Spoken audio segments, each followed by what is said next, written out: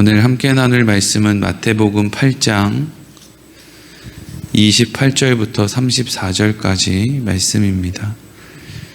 마태복음 8장 28절부터 34절까지 말씀 같이 읽도록 하겠습니다. 또 예수께서 건너편 가다라 지방에 가심에 귀신 들린 자 둘이 무덤 사이에서 나와 예수를 만나니 그들은 몹시 사나워 아무도 그 길로 지나갈 수 없을 지경이더라. 이에 그들이 소리질러 이르되 하나님의 아들이여 우리가 당신과 무슨 상관이 있나이까?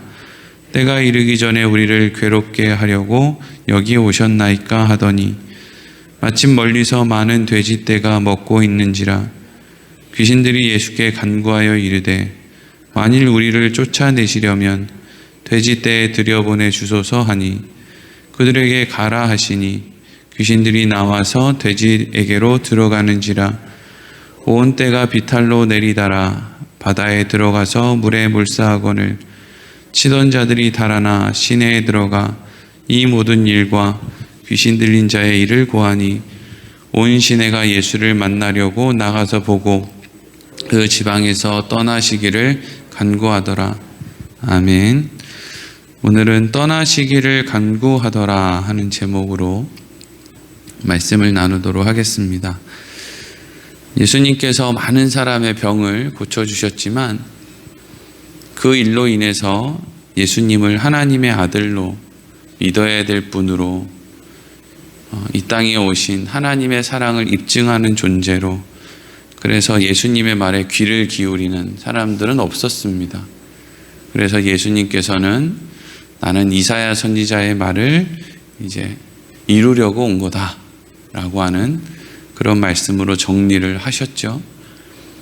예수님께서 강 건너편에 가서 기다려라, 건너편으로 가라 하는 말씀을 하시고 제자들과 함께 따로 배를 타시고 가버나움 지역에서 오늘 말씀에 등장하는 가다라 지방으로 건너가십니다. 밤에 풍랑이 일었는데 예수님께서 그 배에 함께 계셨음에도 불구하고 제자들은 두려워하고 또 떨며 그럼에도 불구하고 또 자기 실력으로 그 문제를 해결해 보려고 애를 쓰다가 결국에는 주여 우리를 구원해 주십시오. 우리가 죽게 생겼습니다. 라고 하는 말로 예수님을 깨우게 되죠.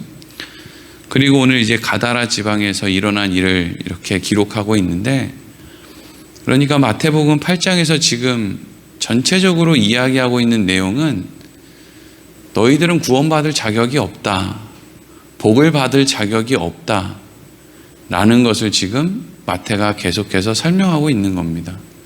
그러니까 마태는 구원받을 자격이 있고 다른 사람은 구원받을 자격이 없다, 이 얘기를 하려는 게 아니라 마태복음 5장으로부터 시작된 복 있는 사람, 복 있는 사람, 복 있는 사람에 대해서 끊임없이 이야기를 하고 마태복음 8장에 넘어오자마자 마태가 끊임없이 이야기하는 것은 너희가 병고침을 받든 귀신 쫓음을 받든 예수님의 능력을 보든 뭐 어떤 일을 해도 너희는 달라질 것이 없는, 너희들은 그냥 죄인이고 구원받을 자격이 없는 자들이다 라는 것을 지금 8장에서 계속 반복해서 이야기를 하고 있고, 그리고 오늘 본문의 말씀이 그 정점을 찍는 말씀이라고 할 수 있습니다. 예수님께서 제자들과 함께 가다라 지방에 오시기 전에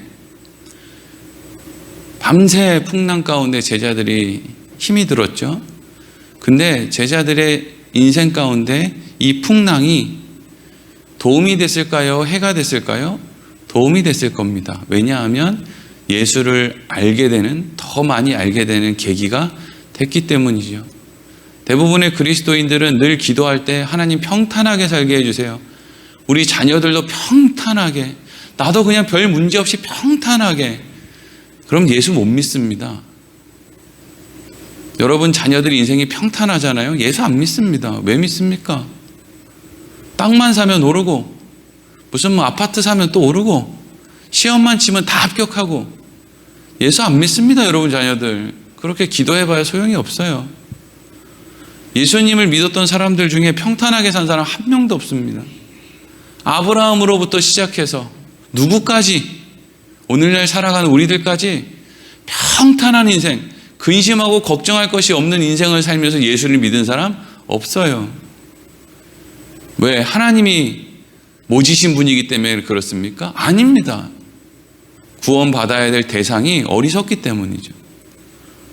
우리는 우리 인생에 문제가 안 생기면 내가 하나님인 줄 알고 살아요. 얼마나 대단히 잘났는지 몰라요. 바보 멍청이죠. 우리가 뭐 잘났습니까? 그런데 그렇게 생각하고 산다는 게 문제고, 그래서 하나님께서는 하나님을 알려주시기 위해서 우리 인생을 흔들어 놓을 수밖에 없다는 거죠. 풍랑이 일어났고 풍랑 가운데 죽을 위기에 닥쳤고, 그래서 제자들이 겨우겨우 예수님을 깨웠을 때 예수님을 통해서 바람과 파도를 꾸짖는 그 장면을 목격하게 되는 거예요. 그제서야 제자들이 뭐라고 합니까? 이분이 누구신데 바람과 파도도 잠잠해지는가? 아니, 이제까지 못 봤어요? 나병 환자 고치는 거 못 봤어요? 중풍병 환자 말로만 고치는 거 못 봤어요? 근데 또 그날, 야, 이분이 누구시길래 이리로 간단 말이죠. 그리고 이제 가다라 지방에 도착을 했어요. 가다라 지방에 도착했을 때 예수님을 알아본 사람들이 있었어요. 28절과 29절 같이 읽어보겠습니다. 시작. 또 예수께서 건너편 가다라 지방에 가심에 귀신 들린 자 둘이 무덤 사이에서 나와 예수를 만나니 그들은 몹시 사나워 아무도 그 길로 지나갈 수 없을 지경이더라. 이에 그들이 소리질러 이르되 하나님의 아들이여 우리가 당신과 무슨 상관이 있나이까? 때가 이르기 전에 우리를 괴롭게 하려고 여기 오셨나이까? 하더니 아멘. 참 놀라운 것은 가다라 지방에 가신 예수님을 가장 먼저 알아봤던 사람은 귀신 들린 두 사람이었습니다. 귀신 들린 두 사람. 다른 성경에는 한 사람이 귀신이 들렸는데 여기에는 굳이 두 사람이라고 언급한 것은 이제 두 사람이 예수님을 보면서 하나님의 아들이라고 고백을 한 그것이 증인이 고백하는 그 증거의 역할을 하기 때문에 이때 나타난 인원수를 정확하게 마태가 2명이었다라고 기록하고 있는 거죠. 여기에서 우리가 한 가지 생각하고 넘어갈 것은, 여러분, 하나님을 안다고 하나님을 믿을 수 있는 건 아니라는 사실입니다. 여러분, 하나님을 제일 잘 아는 존재가 누군지 아세요? 사탄이에요. 사탄. 하나님과 대면하고, 욥기에 보면 하나님과 대화하고, 그래서 하나님에게 뭔가를 요구하고 막 그러잖아요. 사탄이 하나님을 얼마나 잘 알아요. 근데 사탄은 하나님을 못 믿습니다. 그러니까 우리는 이걸 통해서 무엇을 아느냐? 하나님을 믿을 수 있는 건 하나님의 은혜가 선행되어야 되는 일이지, 눈으로 본다고 되어지는 일도, 내가 각오하고 결단한다고 되어지는 일도 아니라는 거예요. 왜 사탄이 하나님을 못 믿겠습니까? 하나님의 전능하심을 몰라서요? 아니요, 알아요. 근데 그걸 믿는 그 감각 기능이 없는 거예요. 왜 사람들이 회개하지 못합니까? 감각 기능이 없어요.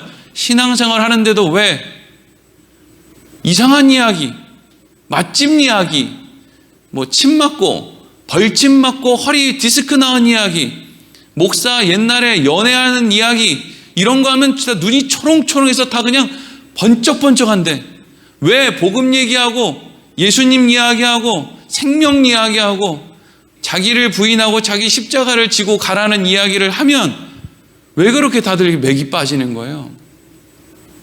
근데 놀라운 건 맥이 안 빠지는 사람이 간혹 있다는 거죠. 은혜예요, 은혜. 원래 안 들리는 거거든요. 원래 목사 멱살 잡고 흔들어야 되는 거예요. 말도 안 되거든요. 어렸을 때 맨날 보고 자란 게 그런 거였어요. 근데 소수만 들리는 거예요.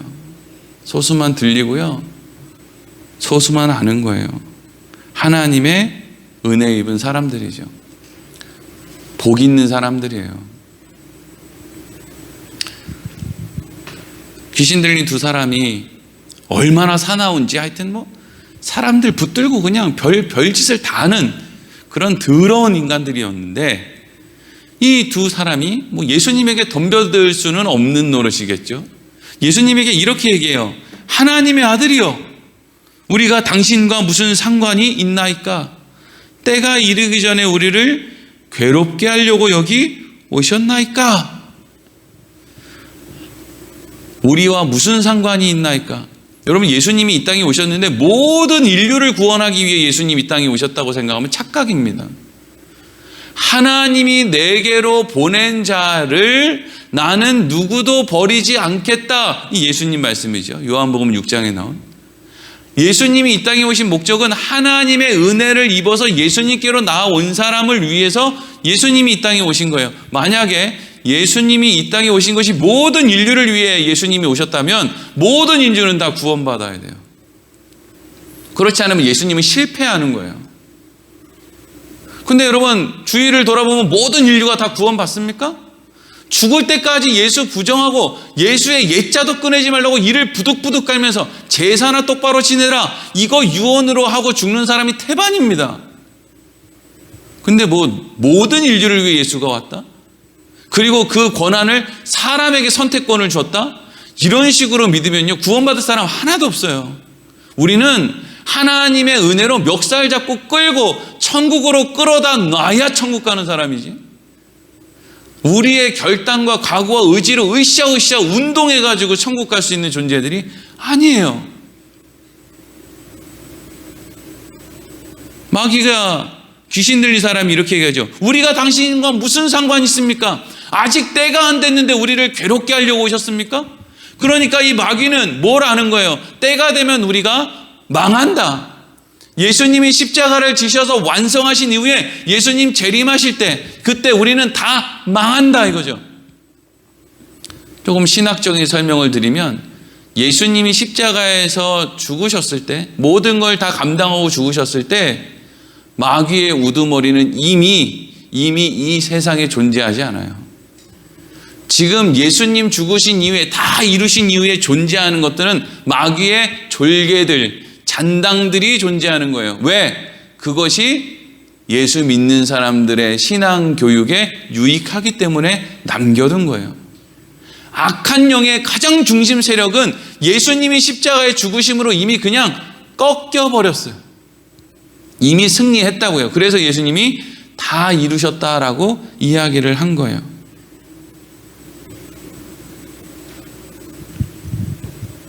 근데 마침 그때, 왜 하필 이때 그것이 보였는지 30절과 31절 읽겠습니다. 시작.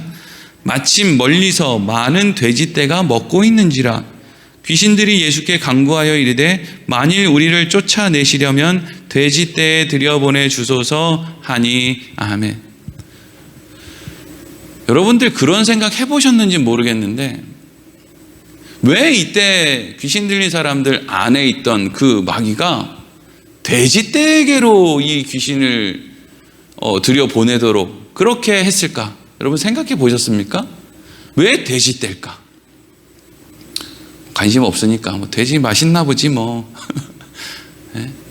여러분, 돼지 부정한 짐승, 물론 유대인들한테는 부정한 짐승이라고 생각할 수 있겠지만 이방인들에게는 뭐 돼지가 부정합니까?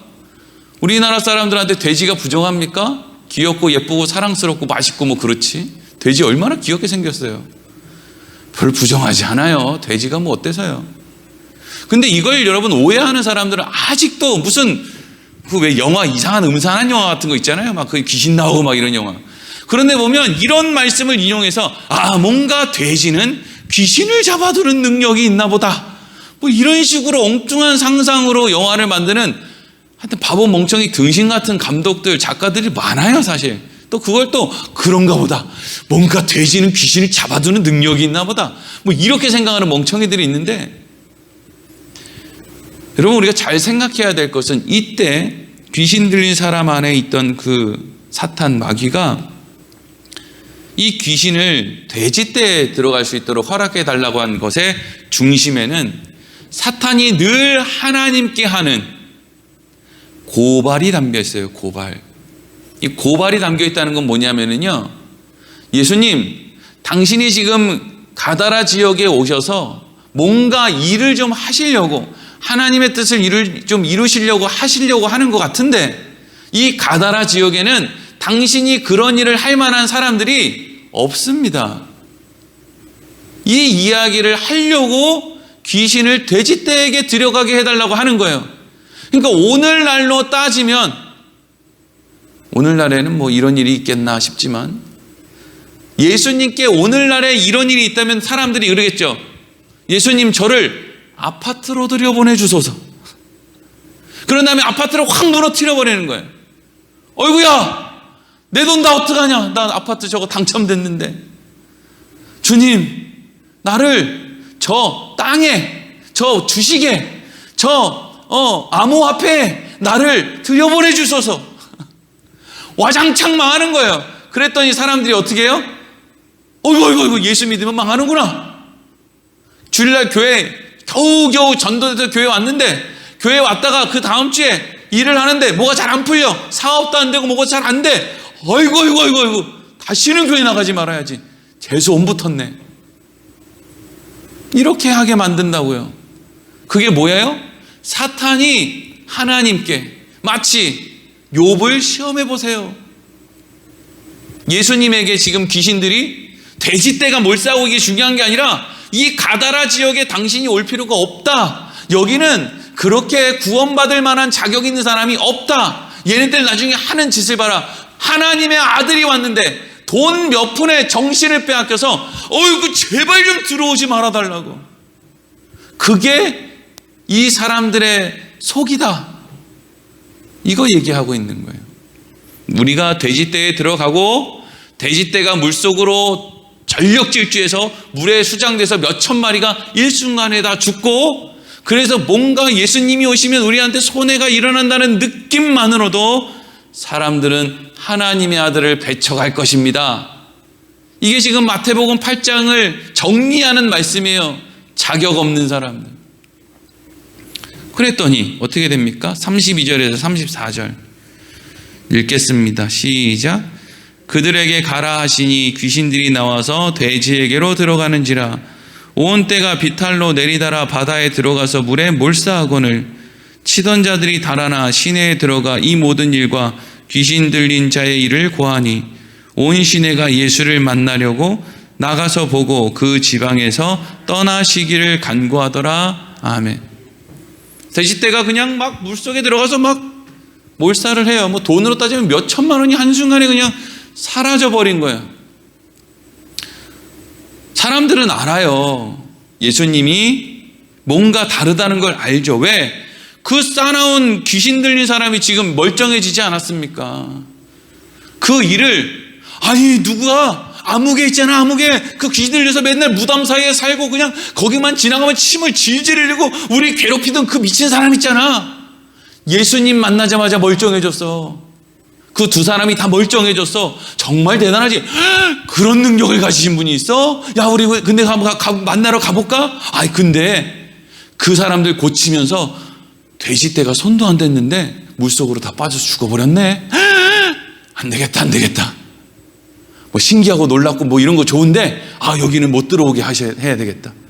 이러다가 우리 망하겠다. 여러분, 이 가다라 지방이라는 곳은 유대인들이 돼지를 키워서 먹고 사는 곳이었거든요. 너무 이상하잖아요. 자기들이 부정하다고 생각하는 짐승을 자기들이 밥을 주고, 내가 먹을 것도 아닌데 열심히 키워서 그걸로 먹고 산단 말이죠. 돼지를 통해서. 그럼 그걸 어떻게 사느냐? 돼지를 쳐서 그 돼지를 이방 사람들한테 팔면 이방 사람들은 그 돼지를 가지고 이방 신에게 제사를 드려요. 그러니까 유대인들은, 자기들은 부정하다고 생각하는 짐승인데 이걸 내가 뭔가 수익을 얻고자 하는 목적으로 그 부정한 일을 그냥 하는 거예요. 웃기는 거죠. 이 유대인들도 참. 그렇게 이방인들 개 취급하면서, 그리고 그렇게 이방신 섬기는 걸 막 그렇게 미워하면서 거기에 재물을 대주는 유대인들. 돈에 아주 미친 사람들이죠. 하나님도 알겠고 예수도 알겠는데 그래도 내 돈은 포기 못하겠다. 하나님도 알고 예수님도 알겠는데 그래도 내 고집, 내 자존심 포기 못하겠다. 이거. 안 한다 이거야. 안 한다. 여러분, 이런 사람들의 모습을 보면 우리는 그냥 너무 쉽게 어이구 저것들 돈에 미쳐가지고 돼지 때문에 영생을 포기하나? 어이구 저 멍청이도 저 가다라 지방에서 구원받은 사람, 가다라 지역에서 예수 만난 사람 2명밖에 없어요. 누구예요? 귀신 들렸던 사람. 예수님은 지금 가다라 지방에 가서 이 2사람 만나고 다시 배 타고 넘어오거든요. 누구 만나러 간 거예요? 잘난 사람, 대단한 사람, 돈 많은 사람, 큰 소리 뻥뻥 치는 사람 만나러 갔어요? 아니요. 귀신 들려서 다 죽어가는 아무런 할 말 없는 사람 2명 만나고 돌아오는 거예요. 우리는 흔히 생각하죠. 으이구 저 사람들 바보 같아가지고 말이야. 어쩌면 저렇게 어리석은 짓을 하나. 근데 성경이 우리한테 이야기하는 것은 그게 바로 우리라는 거예요. 그게 우리라는 거예요. 돈 때문에 밤잠 설치고, 자존심 때문에 밤잠 설치고, 누구 하나 하나님이 나한테 이런 은혜를 주셨는데 나는 왜 이렇게밖에 못하나, 이걸로 밤잠 설치는 사람이 있습니까? 없어요. 나 그런 걸로 저한테 고민이라고 이야기하는 사람 여태까지 신앙생활에서 한 번도 못 봤어요. 물론 저도 그런 이유로 밤잠을 설쳐본 적이 없어요. 다 무슨 문제 때문에 우리가 밤잠을 설쳐요? 먹고 사는 거. 같은 배에 예수님이 타고 있음에도 불구하고 빠져 죽을까 봐 두려워서 그냥 먹고 사는 거. 아니면 막 자존심 상하는 거. 내 뜻대로 안 되는 거. 저 사람 저렇게 했으면 좋겠는데 저 사람 저렇게 안 해가지고 내가 막 속이 답답한 거예요. 근데 이게 얼마나 어리석은 생각이에요. 내 몸뚱이도 내 생각도 내 마음대로 못하는데 어떻게 다른 사람이 이렇게 하기를 원하느냐 말이에요. 이 세상에 존재하는 사람들 가운데요, 나와 똑같은 생각을 하는 사람이 한 명이나 있을까요? 이 세상에 존재하는 사람 중에 나랑 똑같은 생각을 하는 사람은 한 명도 없어요. 근데 왜 우리가 마음에 상처를 입어요? 저 사람은 나랑 같은 생각일 거라고 착각을 하기 때문이죠. 아니에요. 다 다른 생각을 해요. 다 다른 생각, 다 다른 삶의 경험, 가치관, 다 저마다 다른 생각을 갖고 산다고요. 근데 왜 저 사람이 내 생각대로 안 되는 것 때문에 답답하게 생각을 해요? 그게 이상한 거예요. 여러분, 교인들이 목사가 원하는 대로 살지 않습니다. 목사가 원하는 방향대로 만들어지지 않아요. 그게 된다고 생각하는 목사는 바보 멍청이에요. 목사랑 밥 먹을 때나 얘기할 때 잠깐 아유 목사님 말씀대로 우리가 살려고 애를 쓰죠. 이건 입 서비스지. 누가 그러고 살아요? 다 자기 하고 싶은 대로 살지. 안 그렇습니까? 누가 사람 말 들어요? 누가?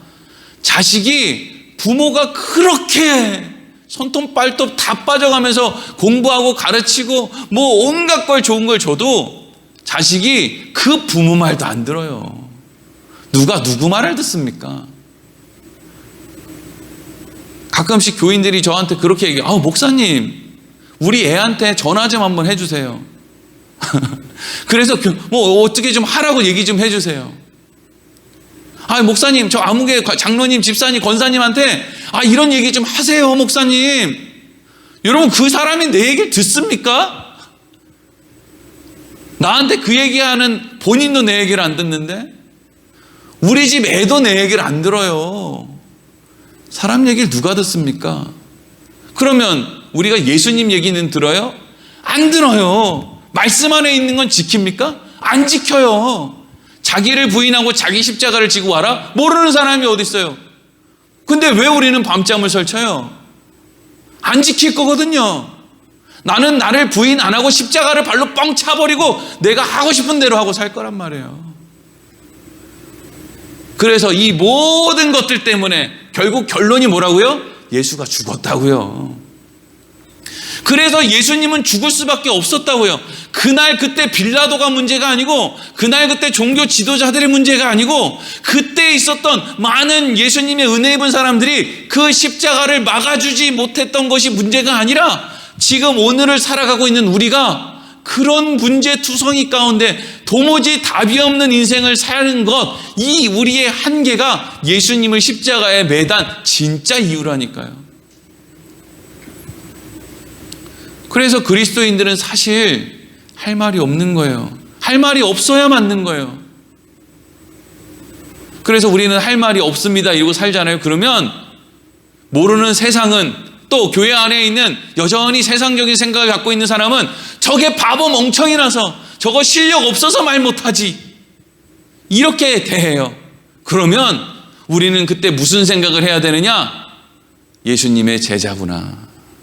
이 길을 걷는 게 예수님의 제자구나. 이리로 가야 되는 거예요. 그게 신앙의 발전이에요. 그게 신앙의 발전이라고요. 제가 하여튼 워낙 성격이 안 좋아가지고 전도사 때부터 뭐 장로고 목사고 그냥 성격 안 맞으면 막 다 들이받고 난리 쳤거든요. 아, 목사님 이거 이렇게 하시면 되냐고.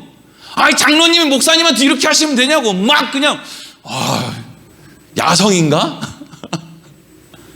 아는 분들 다 아실 거예요. 제가 막 어디 담임 목사님한테 그렇게 하냐고 막 예배 시간에도 벌쩍 일어나가지고 막 목사님 말씀에 순종하시라고 막 눈에 불을 켜고 했던 사람이에요. 그때는 사람들이 저를 되게 좋아했어요. 칭찬도 해주고, 불의 종, 능력의 종, 목사님 능력, 전도사님 능력 있네요. 얼마나 제 앞에서 말도 조심하고 얼마나 잘해줬네. 근데 제가 신앙생활을 이렇게 해서는 안 되겠다.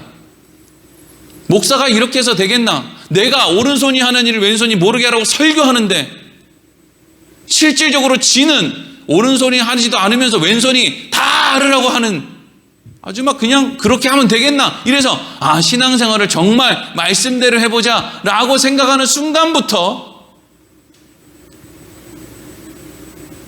인기가 떨어져요. 카리스마가 없거든. 근데요, 그게 정상이에요, 여러분. 그게 정상이라고요. 여러분들이 신앙생활을 오래 해요? 우리는 다 같이 바보 멍청이가 되는 거예요. 예수님이 그랬잖아요. 예수님이 그러셨다는 거예요. 시간이 지나면 지날수록, 예수님의 제자로서 그 길을 걸어가면 걸어갈수록 우리는 못마땅한 일도 경험하고 말도 안 되는 이야기도 듣고 답답한 상황도 경험하는데, 그때마다 우리가 해야 될 일은, 나는 자격이 없어요. 내가 예수님 십자가에 달았어요. 나는 나 하나도 책임을 못 져요. 그래서 나는 다른 사람을 판단할 여유가 없어요. 이게 여러분 신앙의 발전이에요. 이게 신앙의 발전이라니까요. 저는 앞으로 우리 교회에서 뭐 장로님이 또 무슨 권사님이, 안수 집사님이, 또 어떤 신앙의 사람들이 우리 교회에 와서 뭐 교회가 막 사람이 많이 모이든 작게 모이든 건물이 커, 이런 건 아무것도 안 해요. 예수님도 머리 둘 곳이 없는데 뭐가 걱정입니까? 근데 우리가 신앙생활을 하며 나아갈 때, 신앙생활을 하면 할수록 우리는 어떻게 돼야 되냐면요, 겸손해지고 낮아지고 울고 내가 지고 바보 소리 듣고 손가락질 당해도 감사합니다 할 수 있는, 나는 더 많은 책망거리가 있는데 이거밖에 책망 안 해주셔서 너무 감사합니다 라고 했던 어떤 목사님 이야기와 같이, 화낼 것도 없고 누구 뭐 가르쳐서 바로 잡을 거라고 막 이리저리 뛰어다닐 것도 없고, 그냥 그게 살아계신 하나님을 드러내는 증거라니까요. 예수님이 그러고 살았단 말이에요. 너희가 서로 사랑하면 세상이 너희가 내 제자인 줄을 알리라. 제자라는 게 뭐예요? 스승 따라한다는 거잖아요. 너희가 서로 사랑하면 세상이 너희를 예수로 볼 거다. 너희가 서로 사랑하지 못하면 너희가 무슨 짓을 해도 세상은 너희를 예수와 상관없는 사람들로 볼 거다. 여러분, 우리는 자격이 없어요. 가다라 지역에서 예수님 들어오지 못하게 막았던 사람들과 우리는 별 차이가 없는 거예요. 그래서 예수님이 죽었어요. 이거 하나만 기억하고 살아도 오늘 우리는 더 풍성하게 살 수 있어요. 더 아름답게 살 수 있다고요. 기도하겠습니다.